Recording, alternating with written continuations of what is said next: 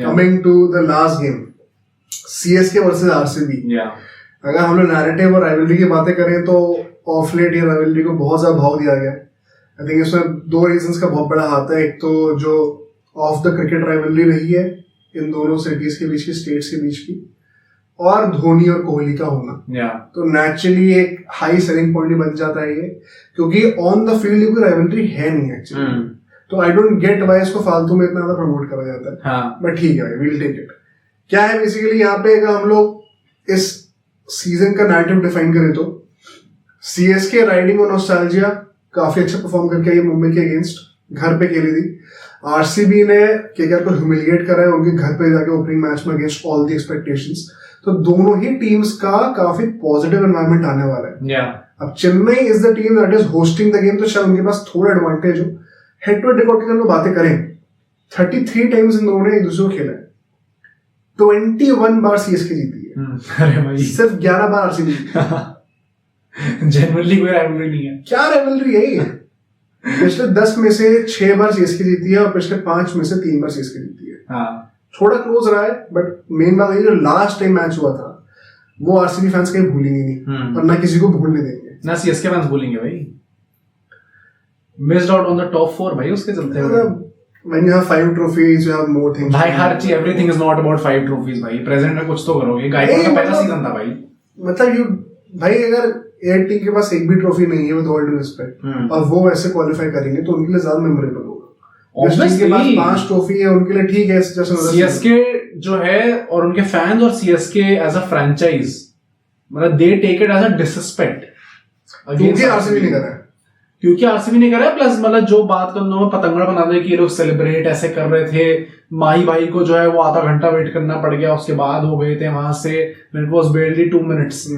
तो I think उसके चलते इन लोगों ने बना डिसरिस्पेक्ट वाला दिया। आई डोंट थिंक वैसे कोई डिसरिस्पेक्ट का है। प्लस मतलब गायकवाड़ जैसे ऑफ द फील्ड आके जैसे बातें करते हैं, आरसीबी का आई डोंट थिंक किसी ने ऐसी कुछ बोला है सीएसके को लेके। इट्स ओनली जो निकल के आया वो पूरा सीएसके कैंप से आया, राइडू वगैरह। सही बात है।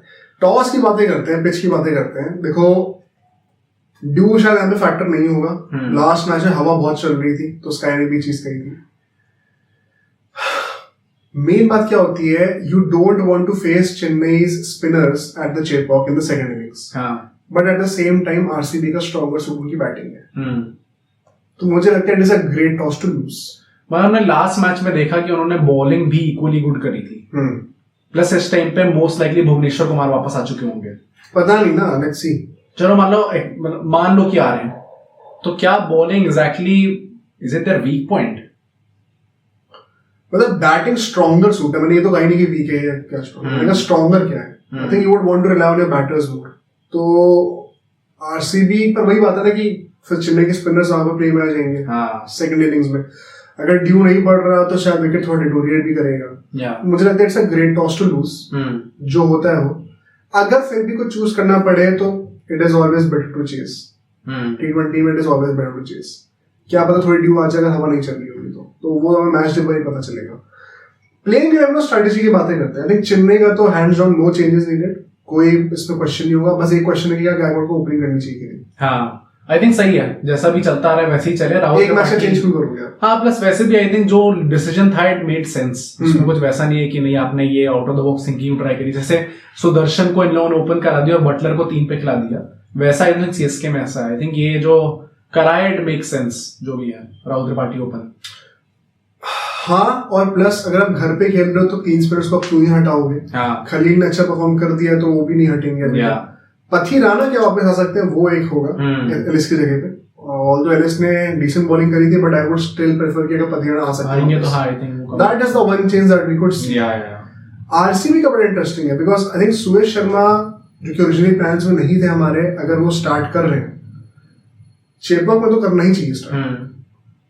प्लस पिछले मैच में अच्छी बॉलिंग भी करी है, तो now he is a starter. तो अगर भुवनेश्वर कुमार वापस आ रहे हैं तो किसी जगह पे आएंगे। रसिक, अब वही बात हो जाती है, क्या रसिक को आप बाहर करोगे? सेकेंडली क्या आप पर्टिकल को कंटिन्यू कराओगे? या फिर भूवी को पर्टिकल की जगह पे लाओगे? आई थिंक पर्टिकल की जगह ले आए, फिर बैटिंग डेप्थ ज्यादा ही कम हो जाएगी इनकी, तो आई डोंट थिंक उसके हिसाब से जाने वाले हैं। प्लस मतलब अगर पर्डिकल को ये लोग इतना ज्यादा इनने करा कि इनको नंबर 3 पे खिला दिया, तो आई डू थिंक ये लोग ट्रस्ट तो दिखा रहे हैं। वो ट्रस्ट फ्रूटफुल होगा नहीं होगा, that remains to be seen. But Bhuvneshwar अगर आते हैं तो आई थिंक रसीक की जगह ही आएंगे। Padikkal will play in this game as well. चले तो हम चेपो की बातें कर रहे हैं, लेकिन इन जनरल क्या फिर सुयश एक रेगुलर स्टार्टर है एंड रसीक बाहर हो जाएंगे? क्योंकि ये भी थोड़ा सा डूबियस मुझे लगता है अभी।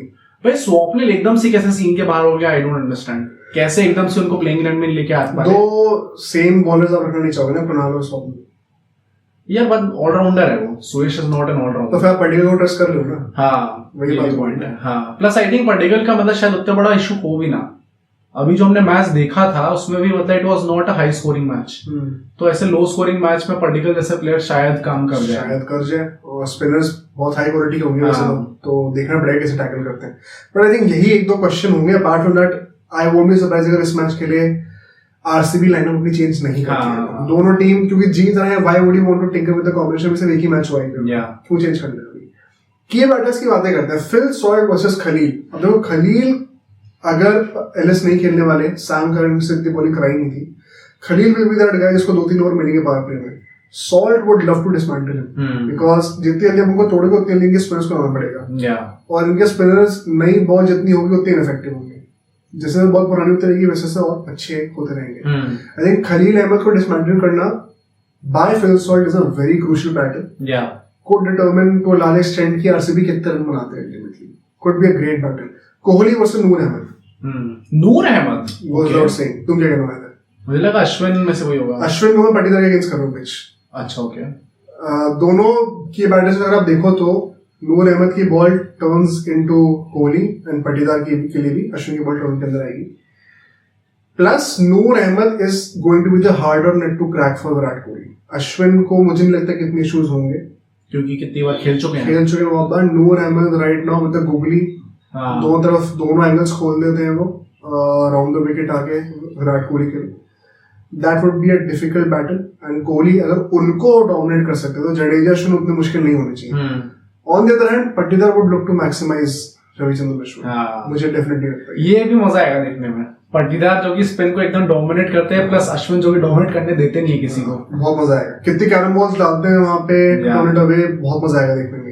तो ये दो बैटर्स मुझे डेफिनेटली लगते हैं।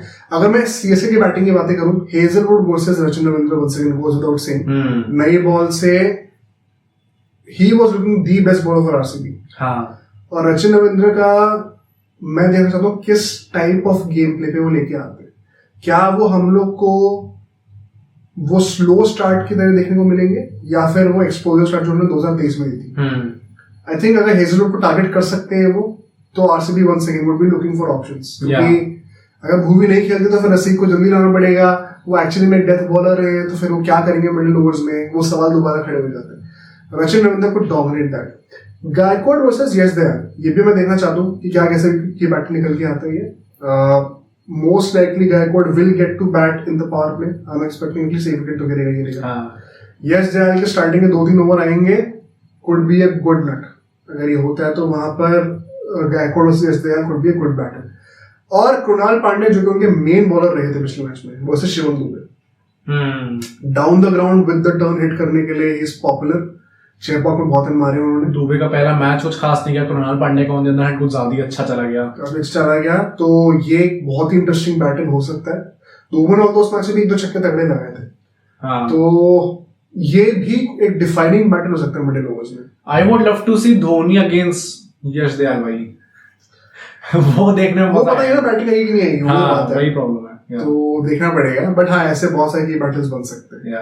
हम की मैचअप्स की बात नहीं कर रहे हैं, ये इंटरेस्टिंग चीज होती है कि बैटल्स की बातें कर रहे हैं। की मैचअप्स में हम लोग देखते हैं कि क्या पास्ट रिकॉर्ड है, क्या ऐसा वैसा है, एक बॉलर का कोई सिक्का बन के बैठा हुआ है। तो यहाँ पे होता है कि किस फेज में क्या लाइवलीहुड है दो प्लेयर्स का आमने सामने आने का, और वो कैसे गेम को डिफाइन कर सकते हैं। I think I perceive this segment that way. Last segment पे चलते हैं, प्रेडिक्शंस की बातें करते हैं।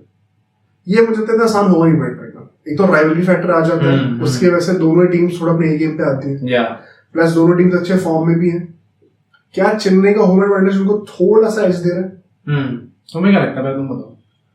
आई थिंक थोड़ा सा एज तो है चेन्नई के पास। स्पिनर्स के साथ उस विकेट पे खेलना थोड़ा सा एज रहेगा उनके पास। सीएसके जीत रही है, हो सकता है सीएसके। मैं भी सीएसके वन के लिए जा रहा हूँ। क्यों?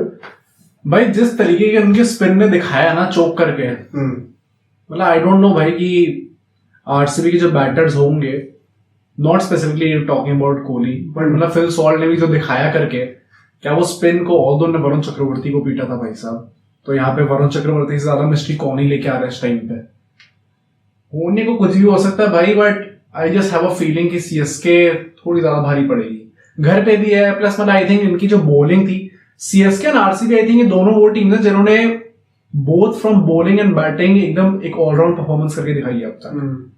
और कोई टीम इस टाइम पे है या नहीं है, आप कुछ हद तक पंजाब को कह सकते हो, बट आई डोंट थिंक बाकी किसी टीम ने अभी तक ये चीज करके दिखाई है। ये दोनों टीम्स ने प्रॉपर एक ऑलराउंड परफॉर्मेंस दी है, एंड इनके जो spinners I think they are going to be too much to handle for RCB. Although RCB के पास बहुत ही अच्छे स्पिन प्लेयर्स हैं, तो देखने में मजा आएगा। आई थिंक ये क्लोज मैच हो सकता है, मतलब इसमें कोई वन साइड तो नहीं कहने वाला। हाँ फॉर श्योर, जस्ट बिकॉज घर पे खेल रही चेन्नई, और वो है भाई 3 स्पिनर्स उनके जो है बहुत डेडली है, एंड आरसीबी के on the other hand spinners इतने कन्विंसिंग अभी नहीं है। शायद कहीं ना कहीं चेन्नई के पास थोड़ी एज होगी, but I won't be surprised अगर आरसीबी मैच जीत जाती है तो गिविंग स्लाइड टू चेन्नई। मतलब थोड़ा एक्स फैक्टर वाला मैच है, क्या पता आरसीबी का कोई एक प्लेयर ऐसा चल जाए जिसके चलते हुए लोग पूरा गेम लेके चले जाए। भाई I would love to see the celebrations, क्या मजा आएगा भाई देखने में। चेपॉक में आ रहा था तो फंसेंगे, पिछले चिन्नस्वामी में आ रहा था ना। हाँ, चेपॉक में आ रहा था। अब सोचो अगर एक क्लिप इतनी बढ़िया थी तो पूरा का पूरा पॉडकास्ट कितना बढ़िया होगा। तो अगर आपको इसी क्लिप का पूरा पॉडकास्ट देखना है तो यहाँ पे क्लिक करिए, और अगर आपको ऐसे ही और क्लिप्स बिंज वॉच करनी है तो यहाँ पे क्लिक करिए।